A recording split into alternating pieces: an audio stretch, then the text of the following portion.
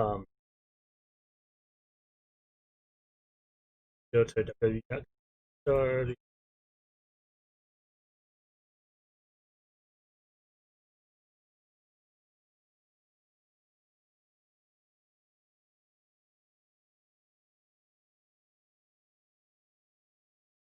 He's my new favorite.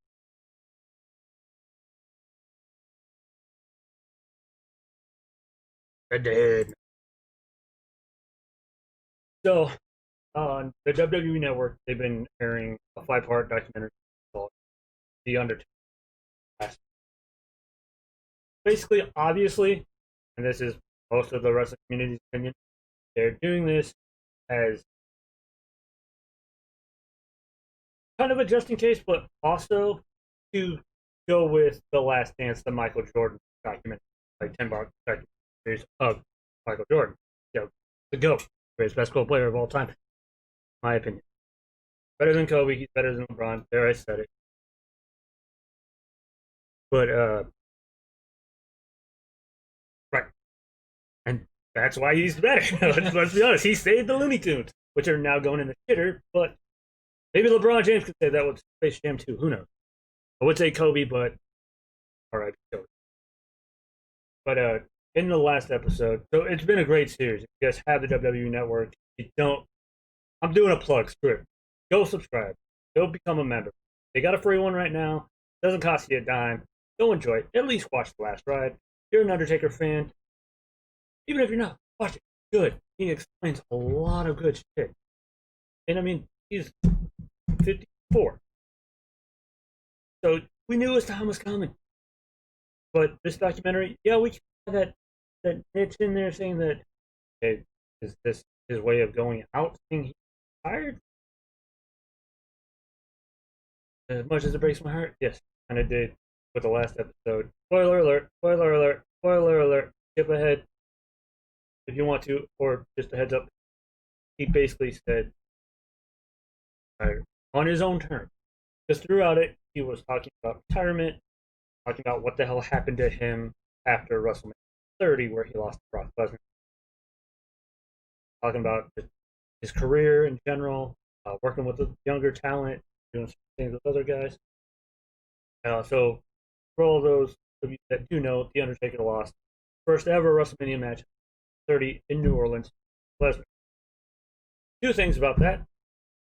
One, I was told he was supposed to win, but Vince changed it last minute.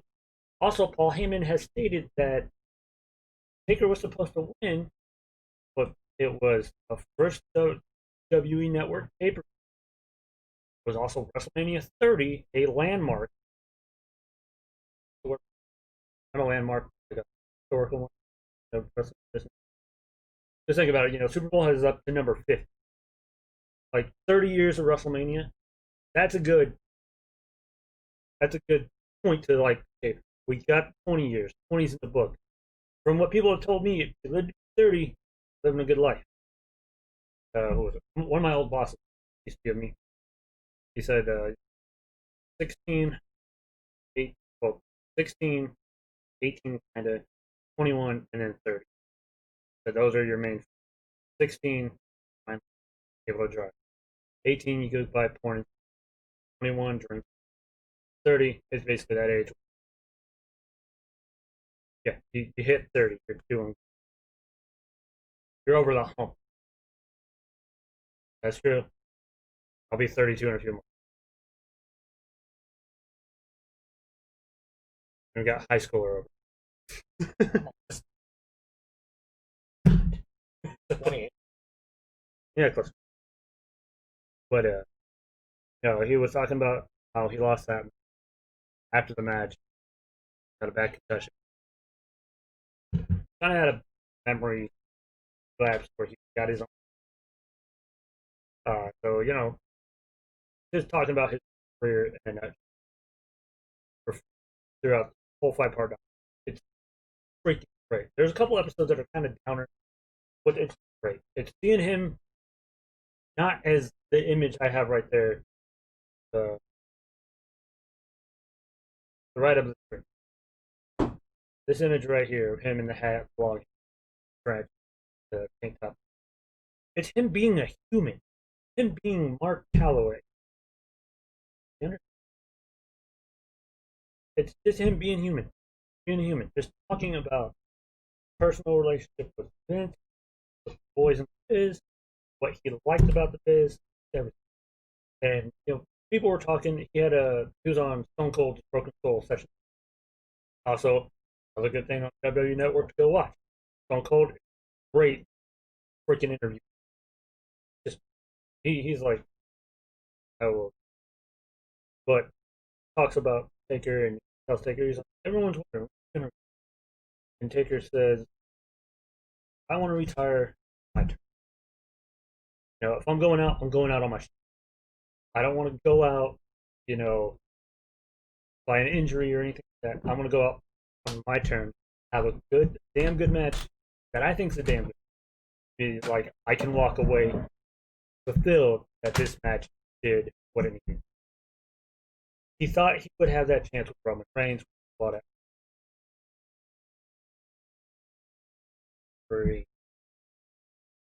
no, it was May 34. This year was 36. So it was 2 years ago, and 20. Okay, you can look at it. Anyways, he fought Roman Reigns at WrestleMania. After that, he after that match, Roman ended up winning. Afterwards, Roman's on the ramp. Raised. Afterwards, everyone's cheering. Undertaker finally takes his gloves off, plays his trench, gloves, and the hat in the middle of the ring. Basically, everyone thought he was done at that point. Good. Come to find out later, though, he came back and did some other stuff. But at that point, like the thing that Vince wanted to do was get Roman over. Making him beat Undertaker at WrestleMania is probably not your best. Because it's fucking good. It was a decent match. A lot of people hated it because Roman. Undertaker said that he's going in for hip surgery days afterwards. So he thought he had it. He said it was Roman specifically stated that he did not know about it. He said, if I would have known about that, I would have done my game a lot different. I didn't know. I thought he was full. I thought he was ready to go. So I was told to go, do this. They called their spots, they do whatever. And he was like, and then when I found out he had hip surgery, like, kind of like pissed off because he didn't tell me. And I could have destroyed the Undertaker. Luckily, I didn't. But even after that match, a lot of people don't know how much that actually took out of Roman. He didn't want to do it. He didn't want to lose to the Undertaker at Mania. Vince said, "Hey, you're going over. Taker at Mania." He's like, "No, dude, no, somebody else, not me." And he's like, "No, he's like, I want you to be the new face of the company." So he's like, "I need you to do this." He's like, no, no, no, no, no, no, no, no. Superman not here. No, no, go. But they show a clip backstage where after Mania, Roman's basically back there on the road, and I don't think he's crying like Roman Reigns, and I get it because a lot of people are like, "Oh, Roman's an asshole for winning." Dude, it's wrestling. He's just doing what they want him to do. So. And he said, "No, I didn't want to do it." But I'm in the main event of WrestleMania. It's two-sided sword at this double-edged sword. Main eventing WrestleMania, awesome. Fighting the Undertaker, awesome. Beating the Undertaker at WrestleMania, not awesome. But we all know how that is.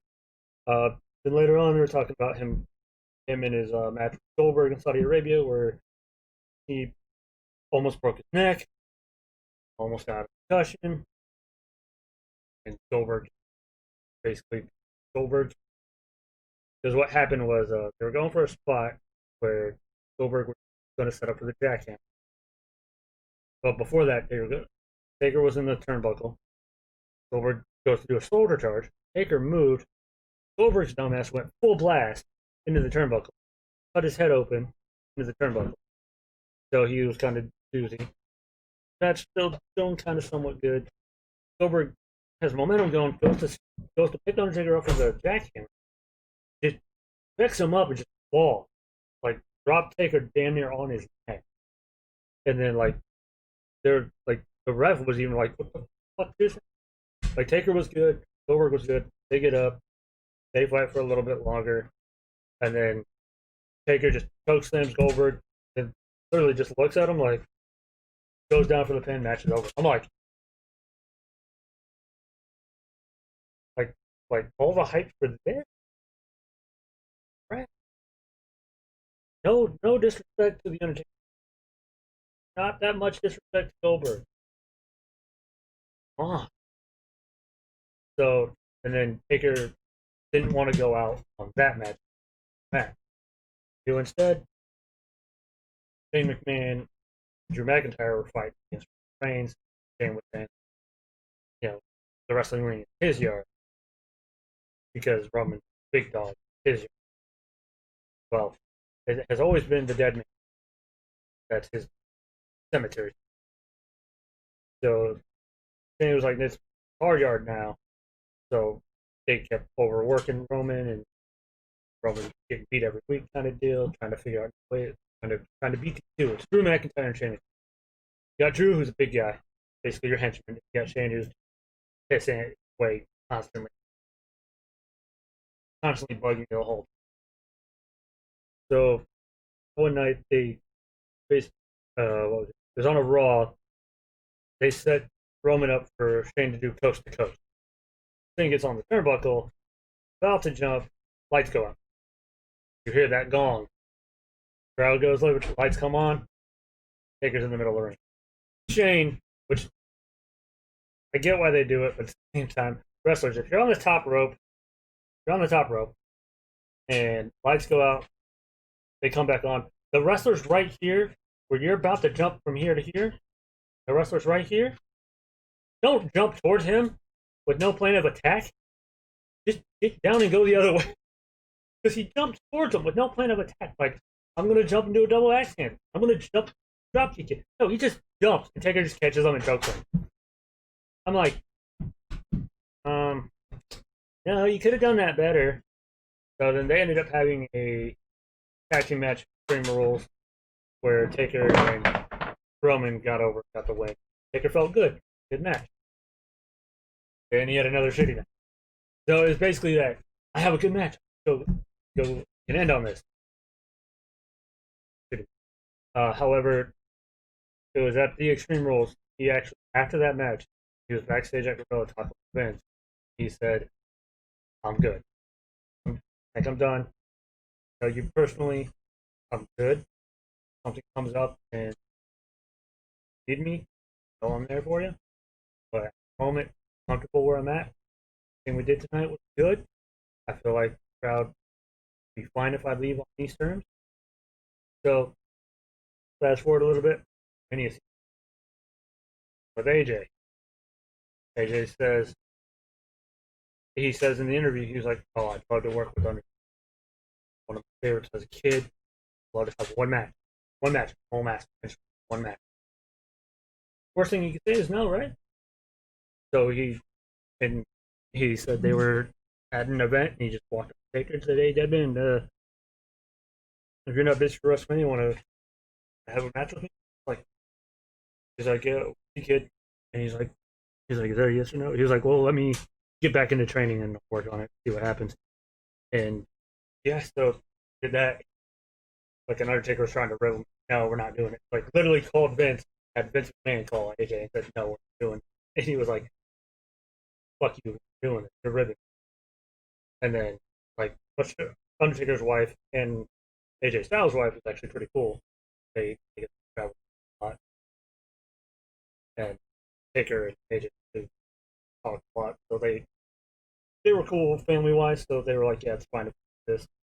And that's how they set up that match. And then, like Michelle McCool said, the promos AJ was cut. He was like, Like, damn, even I wanted to kick that fucker's ass. Just because it was real stuff. He wanted to build the momentum for that match. He wanted the hype in the match. So that's what they did. They go on talking about the Boneyard match, how which is great. Triple H said there's about 2 hours of shooting because it was all cinema. There was about a 2 hour shooting, and 45 minutes of it was just Undertaker and AJ taking and the Undertaker walking away victorious. But go back to Undertaker talking about it. He said at the beginning, when I go to punch AJ and he moves, hand goes through the window. Like all that momentum died because we had to cut. They could pull all the claps out of my. I was like, well, yeah. I was like, I would have just worked through the glass. You got the momentum. Wait till momentum dies. But Undertaker found out beforehand, before the match, brother had, so he was going a lot at the time. So I was like, maybe beating AJ up for 5 minutes kind of helps you grieve a little bit. You know, brother's gone. It's your fault. That's I was making it to myself. Like, he's upset. He lost his brother. He wants to rage. You know, full meter rage. And AJ's right here. I get a that. But Taker said he had fun with the match. He said ending that match that it was basically fine. His he can go out with that match, knowing he left a great legacy, and people will think he still has fun after that. Buried AJ alive, rode off into the sun. Just they rode off into the dark with Metallica with his symbol on the farm. So basically, he said, "I can leave knowing." He's like, my stomach just turned. Took it. To everybody, he said, in our opinion, he retired. That's his form of retirement. Had the Boneyard match against AJ. You prove to everyone that he can still do the job, obviously. Even if it was cinematic. He just kicked ass. The Deadman, look at him. Look at him. Look at him. So yeah. Did I shed a tear? No. Did I want to? Probably, but I didn't. But I knew it was coming. And when he dies, yes, I will cry. To be honest. Passes away, I'm crying. But Ric Flair, okay. But that's what I'm talking about. That's my bad news. Is the Undertaker. Not officially retiring, but in everybody's opinion. But I mean, it's trust. Nobody's ever. Edge retired due to injury now. Daniel Bryan had to retire now. Shawn Michaels retired, came back. Ric Flair said he was retired, went to Impact Wrestling. Lost. Hulk Hogan said the same. So it's. But if Undertaker's true to it, it just doesn't have a match, but has cameo to like big boot or chokeslam somebody, I'm all for that. I mean, from what we heard, he signed a 50 deal with the company last year. But there's other speculation in regards to that.